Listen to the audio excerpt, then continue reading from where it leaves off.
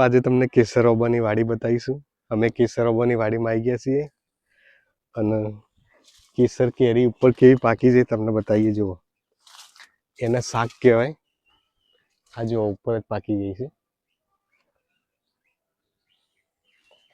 આ બધી કાચી કેરી છે।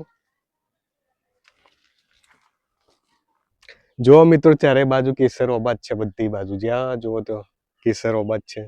બધી કેસર કેરી જ છે। જો મિત્રો કેવી કેરી મસ્ત આવી છે। મસ્ત મજાની કેરી છે ને। જો મિત્રો બધી ઉપર જ કેરી કુદરતી રીતે પાકી ગઈ છે। તમે જુઓ,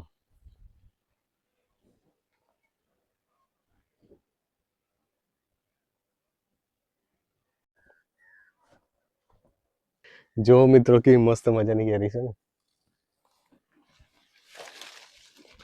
એકદમ કુદરતી।